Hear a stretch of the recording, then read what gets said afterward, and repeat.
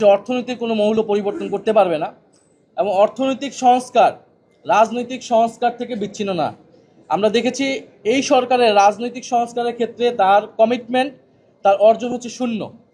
তার মানে আপনি যদি দুদক সংস্কার না করেন, আপনি বিচার বিভাগ সংস্কার করতেছেন না, ফলে এই বড় বাজেটের মধ্যে বড় দুর্নীতির যে সুযোগ তৈরি করা হবে সেটাকে আপনি কিভাবে জবাবদিহিতার আওতায় আনবেন, স্বচ্ছতা সুশাসন কিভাবে নিশ্চিত করবেন রাজনৈতিক সংস্কার ছাড়া। ফলে এই রাজনৈতিক সংস্কার কিন্তু অর্থাৎ জুলাই সনদ যখন তো বাস্তবায়ন করেনি সরকার এখন পর্যন্ত, ফলে এই বাজেটের ভিতর দিয়ে যে দুর্নীতি করার অবাধ পথ তৈরি হবে সেটাকে কিভাবে সরকার জবাবদিহিতার মধ্যে আনবে এটাও আমাদের কাছে নিশ্চিত না আমরা। ফলে এটা অনেকটা চানাচুরের মতো, খেতে ভালো লাগবে, দেখতে সুন্দর, কিন্তু এটার কোনো পুষ্টিগুণ নাই। তো এই বাজেটটাকে আমাদের কাছে সেরকমই মনে হয়েছে, উচ্চবিলাসী, বাস্তবতা বিবর্জিত, এবং এটা একটা ঋণগ্রস্ত দেশের মানুষের উপর ঋণের চাপটা আরো বাড়াবে। বিএনপি নির্বাচিত হওয়ার আগে তারা বলেছিল তারা সংস্কার করবে, তারা জুলাই সনদ বাস্তবায়ন করবে। বিএনপি সরকারের স্বরাষ্ট্রমন্ত্রী প্রথম অধিবেশনে কিন্তু পরিষ্কার করেছে তারা নির্বাচনে যাওয়ার জন্য অনেকগুলো মিথ্যা প্রতিশ্রুতি দিয়েছিল, তার মধ্যে সংস্কার একটি। ফলে সরকার মুখে অনেক কিছুই বলতেছে, আপনি তার বাস্তবতা দেখে আসলে আমাদেরকে সিদ্ধান্ত নিতে হবে বা কমেন্ট করতে হবে।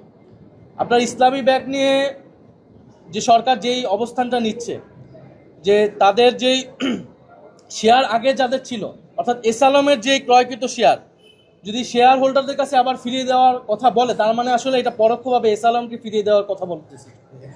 এবং যেখানে চেয়ারম্যান দেওয়া হলো, যে এসালমের সাথে জড়িত থাকার কারণে বাংলাদেশ ব্যাংক থেকে যার বিরুদ্ধে শাস্তিমূলক ব্যবস্থা নেওয়া হয়েছিল, তাকে আপনি আবার চেয়ারম্যান করতেছেন। এইটা দিয়ে আপনি কি বোঝাতে চাচ্ছেন? ফলে ইসলামী ব্যাংকে শুধু তো একটা দলীয়করণ বা একটা দলের জায়গা থেকে বা একটা রাজনীতির জায়গা থেকে বিবেচনা করার সুযোগ নেই। এটা তো গ্রাহক রয়েছে, 3 কোটি গ্রাহক রয়েছে, এটার আমানতকারী রয়েছে। ফলে সরকার এই যে অ্যাক্টগুলো করতেছে, এবং বাংলাদেশ ব্যাংকের গভর্নর নিয়োগ সেটা কি সুরাহা হয়েছে? বিএনপি সরকার তো সেটার কোনো সুস্পষ্ট জবাব দিতে পারে নাই, যে বলছে তারা দলীয় লোক না। আবার যখন আমরা বলেছি যে তার নির্বাচনী কমিটিতে আছে, তখন বলতেছে নির্বাচনী কমিটিতে থাকলে তো দলীয় লোক না। এগুলো হচ্ছে একটা আই ওয়াশিং, মানুষের সামনে কথা বলতেছে।